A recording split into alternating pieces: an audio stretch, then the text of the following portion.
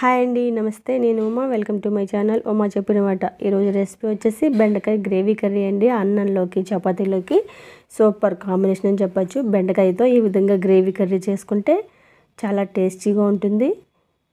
ఎవరైనా మన ఛానల్ని ఫస్ట్ టైం చూస్తున్నట్టయితే ఛానల్ని సబ్స్క్రైబ్ చేసుకోండి. పక్కన ఉన్న బెల్ సింబల్ని యాక్టివేట్ చేసుకోండి.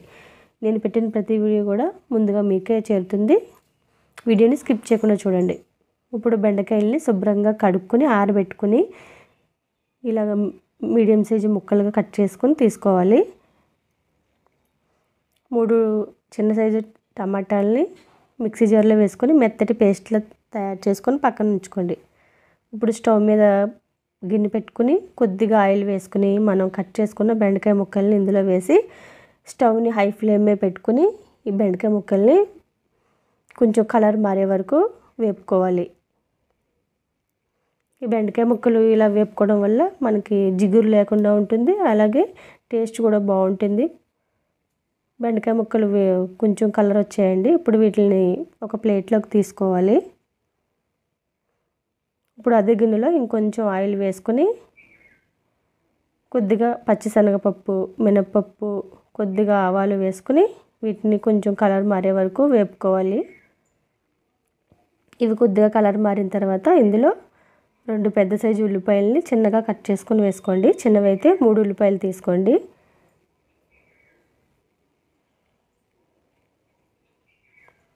ఈ ఉల్లిపాయలు వేగడానికి కొద్దిగా సాల్ట్ని వేసుకుంటే ఉల్లిపాయలు తొందరగా వేగుతాయి.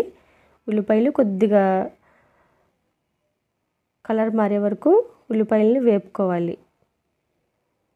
ఉల్లిపాయలు కొద్దిగా కలర్ మారిన తర్వాత మనం టమాటాలని పేస్ట్ చేసి పెట్టుకున్నాం కదా, ఆ పేస్ట్ని ఇందులో వేసుకోవాలి. ఈ టమాటా పేస్ట్ కూడా వాటర్ అంతా పోయి మనకి ఆయిల్ తేలే వరకు టమాటా పేస్ట్ అంతా బాగా వేపుకోవాలి. టమాటా పేస్ట్ బాగా వేగిపోయింది. ఇప్పుడు ఇందులో ఫ్రెష్ పెరుగుని తీసుకోండి. ఒక 3-4 స్పూన్లు గడ్డ పెరుగుని వేసుకోవాలి. ఇలా పెరుగు వేసుకున్న తర్వాత స్టవ్ని మీడియం ఫ్లేమ్లో పెట్టుకుని గరిటెతో కలుపుతూ ఈ పెరుగు అనేది మనం వేపుకోవాలి. లేదంటే ముక్కలుగా విరిగిపోయి వాటర్ అనేది వచ్చేస్తుంది. అప్పుడు కూర చూడడానికి బాగోదు, టేస్ట్ కూడా బాగోదు. కాబట్టి స్టవ్ని మీడియం ఫ్లేమ్లో పెట్టుకుని మనం దీన్ని బాగా కలుపుతూ వేపుకోవాలి. పెరుగు కూడా బాగా వేగిపోయింది. ఇది ఆయిల్ తేలుతుంది. ఇందులో 1 స్పూను అల్లం వెల్లుల్లి పేస్ట్ వేసుకుని దీన్ని కూడా పచ్చివాసన పోయే వరకు వేపుకోవాలి. అల్లం వెల్లుల్లి పేస్ట్ వేగిపోయిన తర్వాత ఇప్పుడు ఇందులో 1 స్పూన్నర కారం, కొద్దిగా పసుపు, రుచికి సరిపడినంత ఉప్పు వేసుకోండి. కారం, ఉప్పు అనేవి మీ టేస్ట్కి తగ్గట్టుగా వేసుకోండి.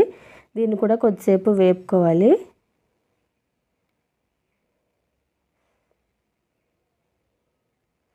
ఇలా అన్నీ వేగిపోయిన తర్వాత మనం వేపు పెట్టుకున్నాం కదా బెండకాయ ముక్కలు, ఆ బెండకాయ ముక్కల్ని ఇందులో వేసుకోవాలి.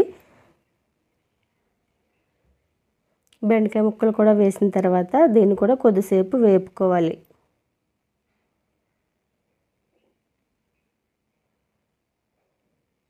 ఇలాగ మనం ప్రతిదీ వేపుకొని తీసుకోవడం వల్ల కూర టేస్ట్ అనేది బాగుంటుందండి, మంచి కమ్మగా ఉంటుంది.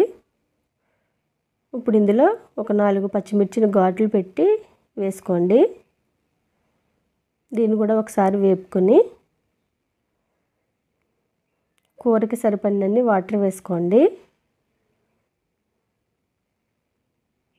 మనం అన్నీ వేపుకొని తీసుకున్నాం కాబట్టి వాటర్ ఏమీ ఎక్కువ పట్టదు. ఒక గ్లాస్ నుంచి గ్లాసున్నర వాటర్ వేసుకుంటే మనకి కూర ఉడకడానికి కరెక్ట్గా సరిపోతుంది.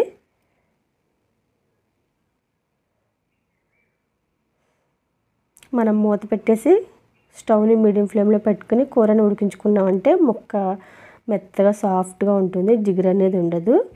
మధ్యలో కలుపుతూ మూత పెట్టి ఈ కర్రీని దగ్గర పడే వరకు ఉడికించుకోవాలి. కర్రీ రెడీ అయిపోయిందండి. ఇది రైస్లోకి, చపాతీలోకి చాలా బాగుంటుంది. ఎప్పుడూ ఒకేలా కాకుండా ఇలా కొత్తగా తయారు చేయండి. ఎవరైనా మన ఛానల్ని ఫస్ట్ టైం చూస్తున్నట్టయితే నా ఛానల్ని సబ్స్క్రైబ్ చేసుకోండి. ప్రీవియస్ వీడియోస్ చూడండి. ఒక లైక్ చేయడం మర్చిపోవద్దు. మీరు లైక్ చేయడం వల్ల ఈ వీడియో మరింత మందికి వెళ్తుంది. మీకు ఎలా వచ్చిందో కామెంట్ చేయండి. Thank you for watching.